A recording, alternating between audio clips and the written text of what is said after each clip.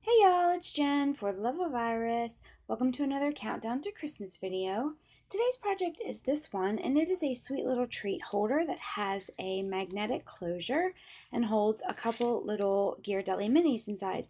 My daughter bought these when she was at the store, and she said that I could use a couple to film this video. So everybody say thanks, Bella.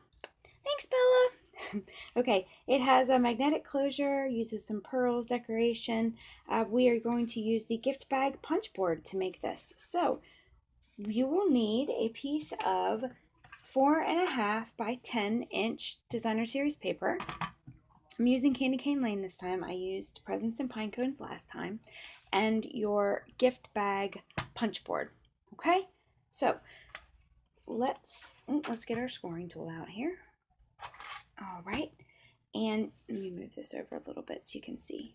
Okay, so you're going to take the long side, the 10.5-inch side, or sorry, rather the 10-inch side, and line up the end of your paper with the start line. Okay, you're going to punch and score on the S because we are making a small bag. All right, then you're going to take the line that you just scored and line it up with the start line. Okay, so your score line you just made lined up with the start line, and we're going to create the sides. So we're going to end up using this little triangle gusset. So you're going to punch, you're going to score on the triangle, score on the triangle, score down the line, and then score on the side. Score, not the small, but the side. Whenever you use the triangle, you use the side. Okay, so take the score line you just made, which is the one right here where it's the side, and line it up with the start line. Okay, once you get that lined up, you're going to create another punch and then an S, small. So you do it every other one. You do letter and then triangle, letter, triangle. Take your line you just made on the small, move it over to the start line, punch, and now we're going to do a triangle again. Triangle, triangle, triangle, and then again on the side. Okay? Now take this score line that you just made, bring it back down to where? The start, right? One more punch. Okay. Now we are going to score the top of our box. So this is also a score line right here. So if you take your paper and just slide it in there and then score your box, you can do it as you go, in the beginning, at the end, whatever you like. But you do need to score this part as well, okay? So we're scoring in the top part of our box also. All right? So now we have something that looks like this. Yay! Now we're going to flip it around. And we are going to create this little top right here. The gift bag punch board makes a gift bag, so it's usually like this and you would tie it up. But I wanted to do this little flap on it, so I flipped it over. You're going to line up. What we're going to do is we're going to create another one of these right here. Okay? So you want to line up this little cut or score line, whichever it's the same. Here's your little tab, small, medium, okay? So line up this little score line here on your start line again and punch. You don't need to score, you don't need to do anything else. Then you're going to move it over to this one, line it up on the start line, and punch. Okay? We do want to score this right here, because we want to put a score line right here for this box.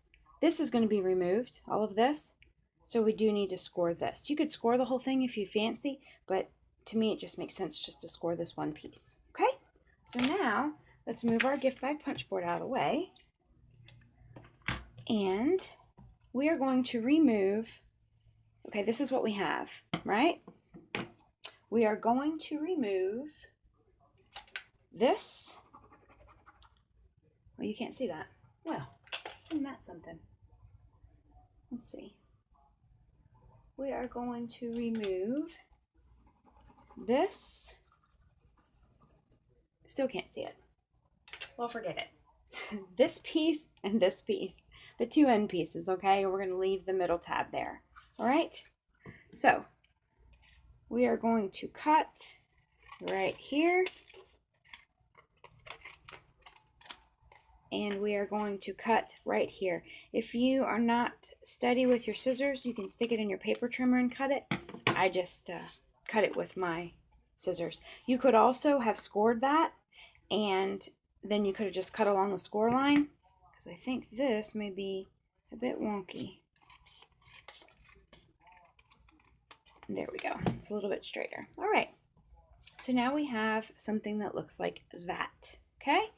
And what we want to do now is just go ahead and fold and burnish all of our score lines. So flip this over, and what I found is on the gussets where the little triangles are, it's easier to fold it before you put the box together. So we'll do that too. So let's fold all our score lines. Fold our score lines. Okay, score lines. Score line, and one more. All right, now I'm going to go ahead and fold my, and I'm just going to do this with my hands, but I'm going to fold my triangle, the side pieces here. Just because, like I said, it's easier to do it when it's not assembled. Because once you put it together, you can't really get your fingers in there. So there's another one. And then there's the last one. Okay, so now what we want to do is we want to cut this baby tag away. And I'm going to kind of trim it at an angle because I want to miter some of these corners here on this tab, because this is going to be our tab where we place our adhesive. All right, I'm using some fuse just on the flap. Okay, come back here, line that up, perfect. So now this is the bottom of your box. This is the top of your box, okay? So what we'll do is we will put adhesive. I put adhesive on both of my big flaps on the inside just because I thought it would be a little bit more secure. You don't have to do that if you don't want to. But even though it's just going to hold candy, I figured I like it when the two bottom flaps don't pop up in the inside of the box. So that's another reason why I add adhesive to both sides. Okay, stick your bone folder in there, mash it down real good. And now you have your little box, okay? If you don't want to do the magnetic closure, you can close it however you like. You could tie a ribbon, you could do a belly band, you could do whatever you wanted. But for mine, I'm going to do a magnetic closure. Now, I have these tiny little magnets. I got them off Amazon, I think. I don't know. But they are, ooh, they are tiny baby ones. They're about the size of our glue dots. So I'm going to take two of them, and if anybody wants to know where I got them, just post a comment and I'll do a link somewhere for the magnets. And then we'll take a glue dot on one of the magnets and stick the magnet to the glue dot. And like I said, it is just about the same size as our glue dots. So our glue dots are, it doesn't say what size they are, 3/16 of an inch. So these magnets are about 3/16 of an inch. And then peel it off with the glue dot on the back. And then about halfway down and in the middle of your bag, you want to place your magnet. Let me see if I can get the light to shine right. There it is. So you see the little magnet right there? It's about halfway down and about in the middle of the paper. So, and it doesn't have to be exact because nobody's going to see it. So then you want to close your box, take your other magnet, and just let it find it. Okay, so it's found the magnet. Now you want to put a glue dot on this one. And we're going to let it find it again, but this time it's going to be stuck down. I just do it the first time without the adhesive just to make sure that the inside magnet isn't way down here and it's not going to close properly. So again, with the glue dot on there, just let the magnet find its mate. All right, so now we've got our box closed. So what I did for covering the magnet, what I chose to use was one of the metal rimmed pearls for two reasons. One, because it's metal and it's going to cling to the magnet on its own. So the adhesive is going to act as a bonus. But two, because I wanted to use pearls as well as an embellishment. So I removed, after I dropped it, the adhesive backing and then just kind of let the pearl find the magnet and push it down. So now nobody knows that there's a magnet in there holding that together. Isn't that cute? And then you can put your candies in there. I found that one candy in the front, one candy in the back.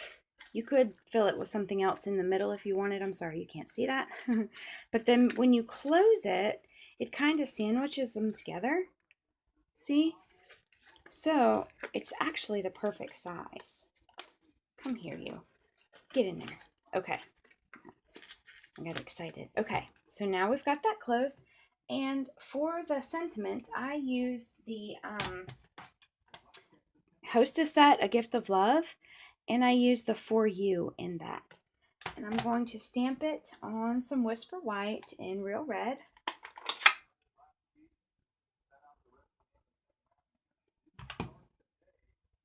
Just on a piece of scrap, because I'm going to use the new label punch. I can't ever remember the name of it, and I should have gotten a much bigger piece because this is not going to fit in here.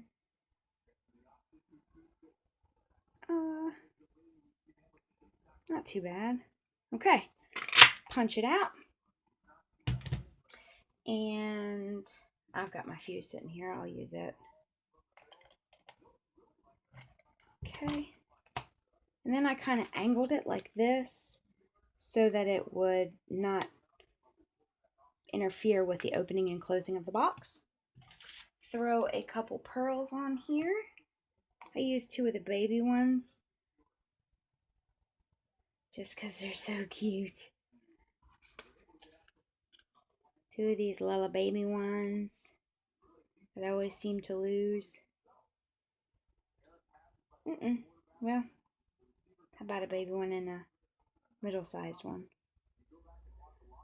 But you can't really see the baby one on here. And then a big one up here. And that's our project. Really cute, sweet little stocking stuffer maybe, or something you could give to somebody that you care about. A little treat for the kids, or whatever you like. So I hope you enjoyed it. I hope you try it out, and I'll see you next time. Bye!